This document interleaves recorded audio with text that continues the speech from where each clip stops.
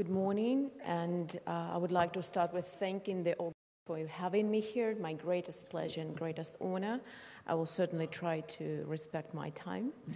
I think I would be referring not only to the regional arrangements, but also to the global implications, since I'm also deeply involved in that. I would probably sound a bit pessimistic, but with their implanted hope that things will work out fine in the end. So we could see that over the past quarter of a century, after the end of the Cold War, when, like before we were in the different blocks, there were high expectations that things will change and that there is a possibility to arrange the world in a way of genuine cooperative mode and mutually beneficial development. And while I think there were only few people who truly shared this end of history enthusiasm, there was still a number of people, and I can tell you for sure that Russia was full of politicians, population, so on all layers of our society, that were welcoming the change and that were really hoping that we are to become one single family, not Western family, but genuinely European, Euro-Atlantic, Eurasian Atlantic. So, and it will be possible to create common economic and political space. And while second half of the 90s, this hope started fading away, I think we still were witnessing over the previous 2 decades attempts to, on the part of at least some of the players, to create such a world. I would say why probably among other reasons this didn't work is that the country who lost in the Cold War and the countries who won in the Cold War didn't want to accept the fact that it's not the right way to see the situation. And on the one hand, Russia was willing to see itself as a part of the world, as a country that also helped to overcome the differences, and its population was truly part of it.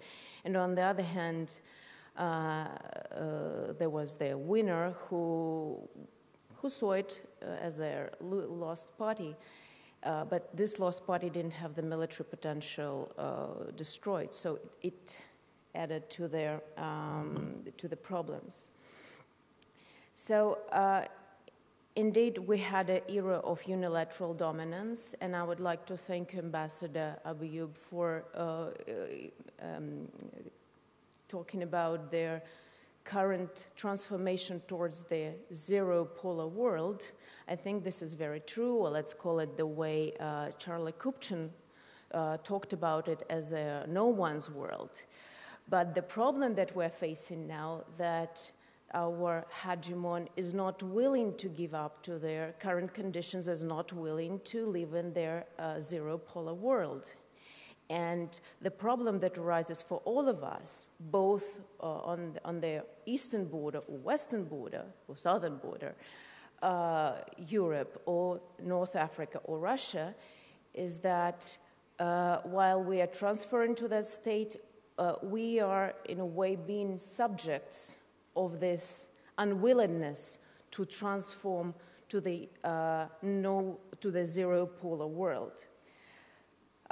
So to me, it does look very, not very, but let's say quite gloomy at the moment. There is a return of geopolitical rivalry, although for the past two decades we were talking that probably sovereignty is going away, state rivalry is going away, and there is no more geopolitics, but rather commonality of human interest, commonality of economic cooperation, commonality of social and cultural interdependence. But unfortunately, with the geopolitics back on stage, I would very much agree with the organizers calling this time as the Middle Ages of the globalization, with their few hopes of renaissance coming in their near future. And it's about their desire of the few not to benefit at the expense of the majority of the rest who are aspiring to get out of these limitations that are imposed on them. So instead of Kantian consensus and equal rules for all and observed by everyone, we seem to be living in the world, in the Hobbesian world of war of all against all, and unfortunately, increasing balkanization of the world, global balkanization. I would say what is very dangerous about current moment is that the sides are having very different view of their world.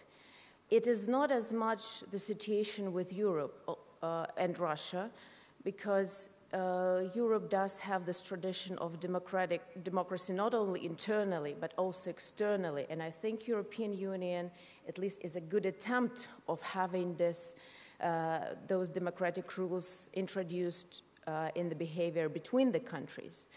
And why I say we're closer in that with between Europe and Russia is that because Russian view has been always been based on the view of their dominance of the UN Charter and the democratic arrangements in the world order. We'll put aside how we would call or how we would track their situation on their internal inside the country.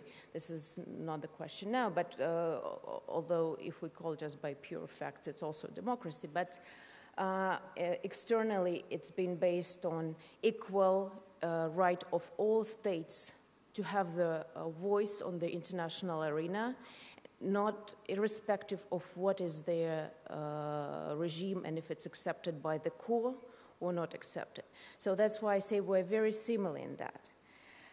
I would also like to say that Europe has for long been a core of a safe haven, and after it started the integration, and actually in all areas, but once again is going through a political conundrum, unfortunately, and economic benefits, and I'm not only talking about politics, but actually economics, because benefits of the integration and of cooperation with external actors like Russia or like Northern Africa were unfortunately not shared equally between all the participants of European Union. And this is a problem. While we have countries that seem to have equal voice, they have very different experiences from this integration. And I think this is common core interests of both Europe and wider Europe, because we absolutely cannot say Russia is not part of it. Russia has shared values, shared traditions, shared culture with Europe, and should not and cannot be put away. We're just together. We are not only interlinked and close to entities, we are actually more one than two. So today's confrontation we're witnessing is extremely dangerous. It's, I think, adding to stagnation or recession in countries of Europe and Russia. And it's absolutely, sanctions and counter-sanctions are not in the interest of our states. And thus, I believe it's vital for our countries to resist dictatorship, to mend our differences internally between ourselves, to try to influence each other, to listen to each other. That's main prerequisite for the dialogue, to solve our problems peacefully, constructively, understanding that each side has an interest which has to be taken into account, because further you push either side, either Russia pushing Europe or Europe pushing Russia, it will only serve against common goal, because in psychology of each of us will be simply resisting and pushing back and degrading the situation. So I think we should resist dictatorship from the outside and base our dialogue on solid foundation of common interests, of common approaches and aspirations, where economic freedom and human prosperity and well-being are at the core of their further development. And when we talk about BRICS, why I think BRICS could be a model in a way for cooperation and probably for Europe to consider, and that's why I greatly support the idea of several European, like LEAP program, trying to foster the LEAP BRICS, the Euro BRICS project, is that I believe it's a very proper model for our cooperation. What I mean, BRICS cooperation, although they have divergent views, politics, economic views, social implications, everything. What is common for them are the principles on which they cooperate. And this principle is very important for our current zero-polar world. It is the principle of their multi-civilizationism and the principle of different cultures and different traditions being not in contradiction to each other, unlike Huntington was stating, but actually benefiting from cooperation with each other. And this is not bad that we're different in some ways. This is rather good that we're different, that we can enrich each other, and that is why we cannot impose their last instance truth on each other, but rather just discuss how we can, if those interests seem to be at odds, how we accommodate them.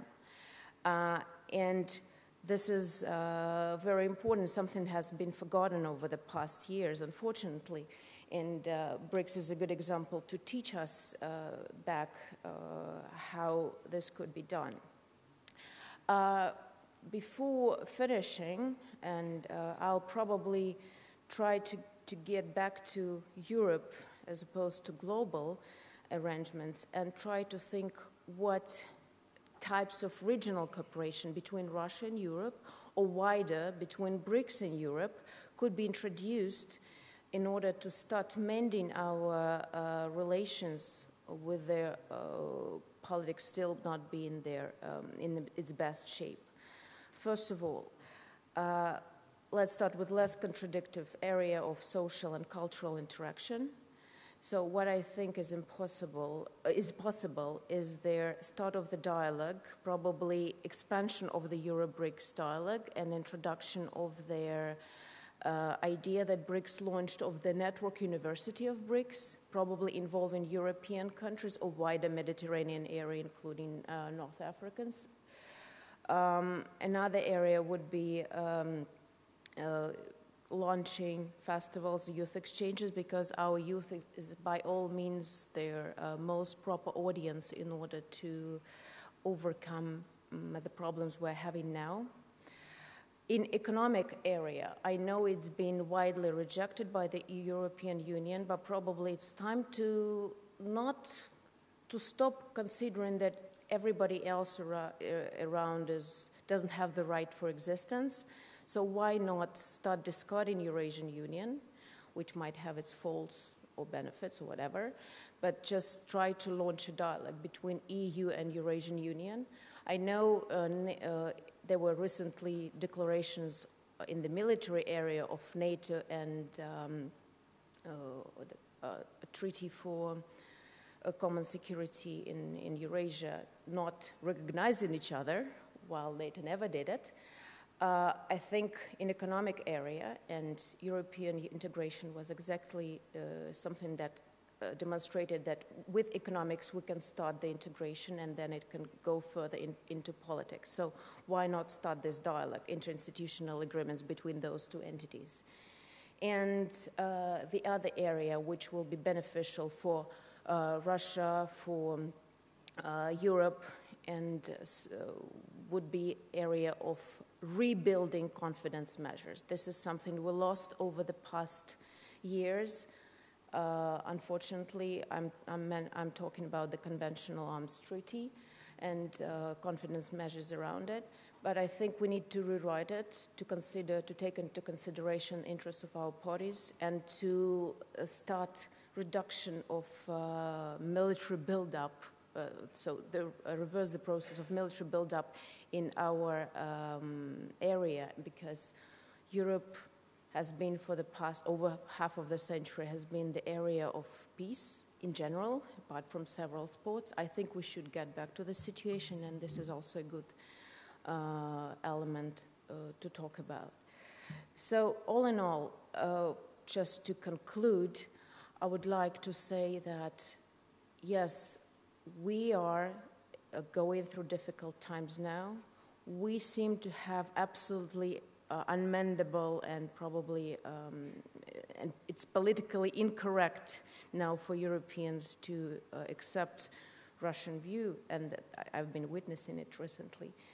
But I think we should try to see each other's reasons, and there's no way for us to go through military buildup, through higher tensions. The only way we can do is just peaceful dialogue, more initiatives in all areas, starting with social, cultural, and economics, and then go into political and military area.